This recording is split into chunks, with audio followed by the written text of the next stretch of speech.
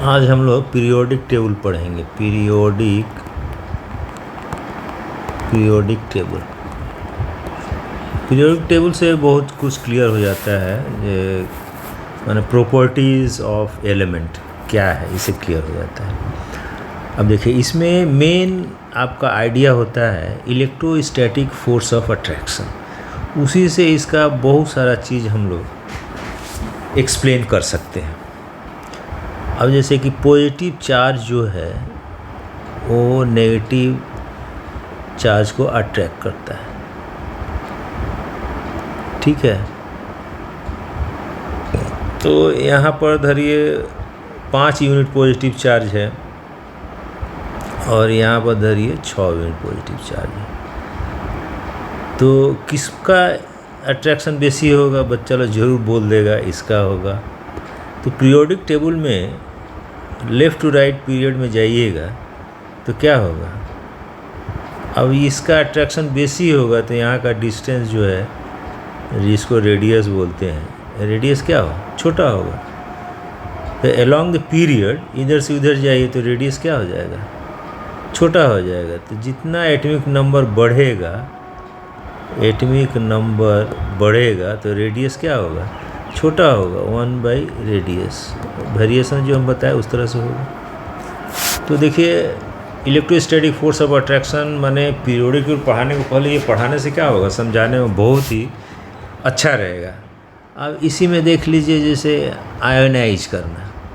अब कौन बेसी आयोनाइज होगा, आयोनाइजेशन का मतलब क्या होता है, प्रत्येक एटम क्या होता है, अनचार्ज बॉडी होता है। तो पॉजिटिव नेगेटिव मिलकर दोनों अनचार्ज, कोई भी एटम चार्ज नहीं होता है, तो उसको चार्ज करना है, आयोनाइज करना है। तो कौन जल्दी आयोनाइज होगा, अब जिसका इलेक्ट्रॉन बेसी फ्री रहेगा वो जल्दी आयोनाइज होगा। तो फ्री कौन रहेगा, जिसका दूर रहेगा। अब जिसका दूर रहेगा, ये पॉजिटिव चार्ज है, यहाँ पे एक इलेक्ट्रॉन है, एक ठो यही पॉजिटिव चार्ज है, इसको यहाँ इलेक्ट्रॉन है, ठीक है। तो क्या होगा कि ये जो है आपका जल्दी आयोनाइज होगा। माने इलेक्ट्रोस्टैटिक फोर्स ऑफ अट्रैक्शन के रेफरेंस से हमको ये पढ़ाना होगा।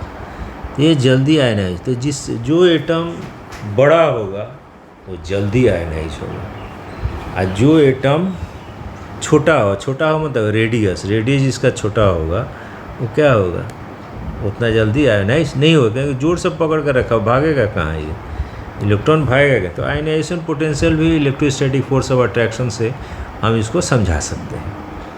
अब इसके बाद एक तो बहुत बड़ा माने प्रॉपर्टी होता है इलेक्ट्रोनेगेटिविटी से हम केमिकल बॉन्ड का ये नेचर बताते हैं। तो इलेक्ट्रोनेगेटिविटी भी जानना बहुत ज़रूरी है। इलेक्ट्रोनेगेटिविटी क्या है, ये जो नाम जो है ना, नोमेनक्लेचर आजकल ऐसा रखा जाता है कि नाम देखकर आप उसका कुछ प्रॉपर्टी बता सकते हैं। इलेक्ट्रोनेगेटिविटी का मतलब क्या, इसे नाम से जैसे बोले, मैं नेगेटिविटी मैं नेगेटिव हो जाना, टू बिकम नेगेटिव। तो नेगेटिव होने का मतलब क्या हुआ कि वो कितना, अब एटम तो आपका न्यूट्रल होता है, तो नेगेटिव कब होगा, जब इलेक्ट्रॉन आएगा तो नेगेटिव हो जाएगा। तो इलेक्ट्रॉन लेने का जो टेंडेंसी जो है, कौन सा एटम का होगा, हम मान लीजिए एक एटम है, इसका रेडियस इतना है यहाँ पर, और एक एटम है उसका रेडियस इतना है। तो कौन बाहर से इलेक्ट्रॉन बेसी टान सकता है, किसका टेंडेंसी बेसी है, इसका होगा। तो रेडियस जो है जितना छोटा होगा उतना टेंडेंसी जो है इलेक्ट्रॉन टानने का उतना बेसी होगा। तो इलेक्ट्रोनेगेटिविटी जो है ये उल्टा हो जा रहा है, इलेक्ट्रोनेगेटिविटी जो है रेडियस का इन्वर्सली प्रोपोर्शनल होता है। जितना रेडियस छोटा होगा इलेक्ट्रोनेगेटिविटी उतना ही बड़ा होगा। तो इस तरह से हम बना सकते हैं। और कोई भी मॉलिक्यूल या कुछ भी हो, जो कुछ जुड़ा हुआ है, सब इलेक्ट्रोस्टैटिक फोर्स ऑफ अट्रैक्शन हो, चाहे वो पोलर बॉन्ड हो, चाहे पाई बॉन्ड हो, चाहे सिग्मा बॉन्ड हो, चाहे आपका इलेक्ट्रॉन बॉन्ड, कोऑर्डिनेट बॉन्ड, जो भी बॉन्ड है, बॉन्ड मतलब क्या हुआ, फोर्स ऑफ अट्रैक्शन। वो लाइन से दिखा दिया जाता है समझने के लिए, या समझने में ठीक रहेगा और कोई नहीं। लेकिन यहाँ फोर्स है, यहाँ सब जगह इलेक्ट्रोस्टैटिक फोर्स ऑफ अट्रैक्शन है। अब यही देखिए, थोड़ा सा इधर उधर मिल जाने से क्या होता है, इसका प्रॉपर्टी चेंज हो जाता है। अब जैसे H2O, इसमें 2 हाइड्रोजन एक हो, अब यही हाइड्रोजन पेरोक्साइड हो जाएगा तो इसका प्रॉपर्टी पूरा चेंज हो जाएगा। तो ये जो है आपका माने जस्ट कॉन्स्टिट्यूएंट चेंज होने से ही आपका उसका प्रॉपर्टी सब चेंज हो जा रहा है। अब जैसे इसमें 2 हाइड्रोजन है, 2 ऑक्सीजन का साथ मिला, यहाँ 2 हाइड्रोजन 1 ऑक्सीजन का साथ, ये सब आपका अलग अलग मतलब सब जगह फोर्स काम कर, इलेक्ट्रोस्टैटिक फोर्स ऑफ अट्रैक्शन काम कर रहा है। कहीं कहीं एनामोली है, तो वो एनामोली क्यों बनाया गया है ये उसका भी एक्सप्लेनेशन है, लेकिन कुछ कुछ एनामोली एक्सप्लेनेशन नहीं है। जैसे 0 से 4 डिग्री सेल्सियस, अब ये डेंसिटी अब बढ़ाइएगा, टेम्परेचर बढ़ाने से डेंसिटी यहाँ बढ़ रहा है, बताइए टेम्परेचर बढ़ाने से डेंसिटी बढ़ता है, डेंसिटी कम होता है। लेकिन यही जो 0 to 4 डिग्री जो है ना, वाटर जो है, यही एनामोली एक्सपेंशन ऑफ वाटर दिखाता है। क्यों दिखाता है, क्या कारण है पता नहीं। तो ये सब प्रॉपर्टी, अब यही एनामोलस एक्सपेंशन ऑफ वाटर यदि नहीं होता ना, तो कोई भी जीव जंतु जो है ठंडा इलाका में बचता नहीं, सब मर जाता है एकदम। लेकिन यही प्रॉपर्टी से आपका एनामोली एक्सपेंशन ऑफ वाटर से ही जितना एक्वेटिक लाइफ है कोल्ड रीजियन में बचा हुआ है। ये प्रॉपर्टी वाटर का नहीं होने से कुछ भी नहीं बचता। इसके विषय में आप लोग जानते ही होंगे, इसके विषय में बोलने की कोई दरकार नहीं है, वीडियो बड़ा। तो ये हो गया। अब इसके बाद जो है ये टोटल ये हो गया केमिस्ट्री का। फिजिक्स में जैसे कि फोटोसेल के विषय में थोड़ा जान लीजिए, टाइम है 2 मिनट। तो फोटोसेल मतलब ये क्या होता है, चार्ज हो जाएगा।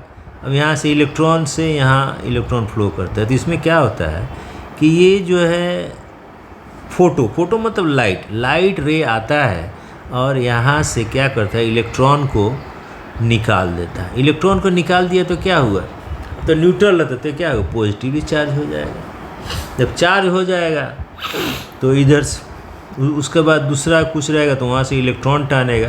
तो 2 इसमें लेयर होता है, पीएन जंक्शन जो डायड है, पीएन जंक्शन से इलेक्ट्रॉन निकलने से एक पॉजिटिव चार्ज हो जाएगा। तो 2 यहाँ पर ये रहता है। अब इसमें क्या होगा, इलेक्ट्रॉन जो है इधर से आ जाएगा।